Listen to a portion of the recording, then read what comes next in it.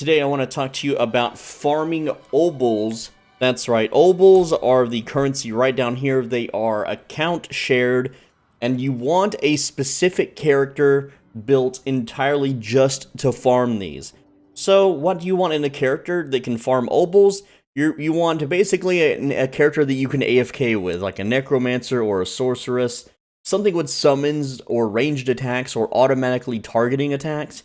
You're going to want something with high sustain, which means that you can survive multiple hits and heal yourself, and something with lots of defensive so you don't get one-tapped, you don't get smushed around, crowd-controlled, frozen, stunned, knocked down. And you also want a character that can move around very quickly in the open world, sorceress, teleport, or any kind of fast-running characters. So here's how to farm Obols. You're going to roam the open world, and you're going to go and check every wide open little space here. Not these little narrow hallways and caverns and stuff like that. They won't spawn there, no. You need to go to every single big wide open area that you can and look for a red or orange circle. Also, using your movement abilities whenever they are off cooldown, absolutely vital. See, there's one right now.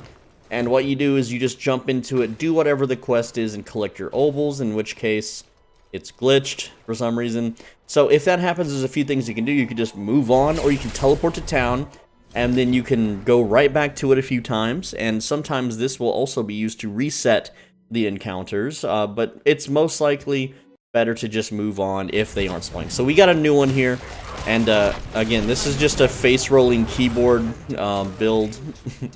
So it's really easy for me. I have a build on my channel of what I'm using here. And, yeah, we're just gonna spam. We have these little floating ice swords that'll float around and just kill everything for us. I technically don't have to even really move around and attack the objectives because the swords will do it for me. But it's just fun and easy and simple. And, it's just super defensive, too. I will always have self-heals and barriers and, all sorts of things. I can do pretty much every encounter no problem. Now, I will say that in the closed beta, which I don't have access to, well, technically this is the closed beta right now because the game launches tomorrow, but I'm talking about the closed beta before the KFC one and before the open beta that happened in March. Okay, we get to level to 100, and the best build for doing this specific task was a Barbarian. I don't have access to the Barbarian because this is using the build that was in March. I guess Blizzard just left the servers up for some of us to play, so I can't show you anything beyond level 25. I don't technically think I'm allowed to. But you basically just want an effortless face-rolling, keyboard-rolling build that you can just mostly AFK on. And the reason why is because this gets incredibly tedious after a while. And what I mean by that is if you want to be able to long-term grind Obols, you're probably going to want to watch a movie while you do this. You're probably going to want to watch some anime or some YouTube or some Twitch streams or something. And so, because it can get very tedious and boring after a while. I'm mostly not paying attention to what's happening on the screen. I'm just tapping my keys, collect the chest. Now there's a couple things here that you can do. Is you can teleport to town and then come back and see if it's replaced.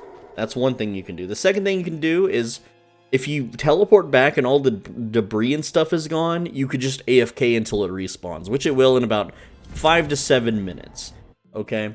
The third thing you can do if you want to be more active and actually play the game rather than watch movies all day. So like right here, there's like nothing going on. So I could just park my character here, AFK for 5 minutes. Eventually the stuff will pop back up, and then I can do the event again. But if I want to actively play because I don't have any movies to watch or anime to binge, then I will just simply go to the next closest open area, which would be like right over here. And so I'm just gonna, run to that zone. Just run past all the enemies, or you can kill them. It's however you want to play. And you generally want a character with a movement ability to skip climbing animations like that. It just makes things so much smoother and faster if you can teleport. Because, like, this is the climbing animation I'm talking about. If I have teleport up, I can just skip that entire animation. There's no reason for me to watch it. And, yeah, so you want a highly mobile character. See, there's another one on the map. This one is an ancient obelisk, so I'm just going to run over to it and collect more Obols. And then once you reach, well, it's glitched again. Wow, I guess it's because the game launches tomorrow and Blizzard didn't restart the servers. I don't know what's going on. But, you know, we can try the teleport home trick and come back again. And another technique also, this is a more advanced technique, and I like to reward my viewers who watch all of my video. That's why I keep all the juicy stuff in the middle. For those of you that are, you know, patient and watching. Make multiple characters. You have so many character slots. Make multiple copycat characters. They can be low level, it doesn't really matter. Let me just spam some abilities here and get some swords going. And essentially what you want to do is you park each character where one of these events spawns. Okay? And so, because when you do that, you can just log out of one character, log into the other characters, and then you'll be like you can have a character here, a character here, a character here, a character here, character here, character here, and so on and so forth. And you can farm Obols so much more efficiently that way. And there is a method too where you can reset areas if you have friends. I personally am a solo player for MMORPGs, so I just don't really get along with a lot of people, so I don't really make a lot of friends, unfortunately. That's just how my life is. But you can invite friends to your party and they can all search for, you know, like an event, and then you can just teleport to them whenever they find one. And that's one way to do it. But yeah, I can just sit here and summon these little frosty swords, and they will do all the work for me. Well, most of the work. My character is a little underdeveloped right now, but if I put some, you know, got some gear for her, she would clear super quick. And essentially, by doing this method, at least the multi-character method, which I got to test out before the open betas, so I don't have access to those characters, but you park your characters all over the world. And I can farm about 1,500 of these an hour. That was my rate. Couldn't get much higher than that. But that's how to farm Obols. And if you don't want to make multiple characters, you just run towards like one corner of the world. And once you've collected all of the world events, you simply just teleport back to town and then go a different direction. And there you go. You just run your butt to all the open areas. Preferably using a sorceress because they can teleport through walls currently. I don't know if Blizzard says they're gonna fix this. There was a popular Asmongold video back in March where someone was teleporting with widescreen like active on their monitors and stuff, and Blizzard was like, we gotta fix that. I don't know if they openly said it or not in a public post, but internally they totally were complaining about it. So here we have another event. Just teleport over under the wall there, and okay, I'm lagging a bit. I don't know why, but yeah, I'm just gonna go ahead and do the objective, and that's more Obols. And the reason you want to farm Obols is for crafting purposes, getting those legendary codexes so you can unlock very specific character builds. Didn't mean to open my skill tree there, but you can see here that I basically just spam all my abilities and everything's gonna die. I don't really have to pay attention to the screen or what's going on. I just spam abilities, hold my spacebar down. My health is gonna remain full. So again, I have this build on my channel. I don't know what else to say. You don't need to watch me do more Obols farming, and you know, all the progress is getting wiped tomorrow. So I don't even know why I'm Obols farming. I guess to show you, you know, what it would be like on launch day. But guys, I'm Swole Benji. Thanks for watching. As always, be a bro, stay swole.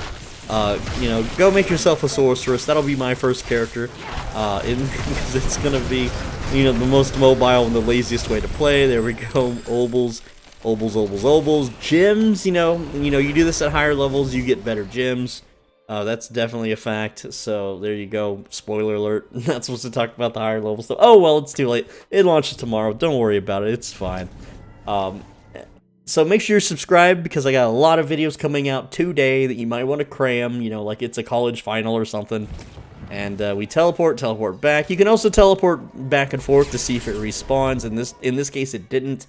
But sometimes you'll get what's called a different instance, and so you'll be able to farm another event that's going on there. But it seems after you do it like 4 or 5 times that if it still doesn't spawn, you can just move on.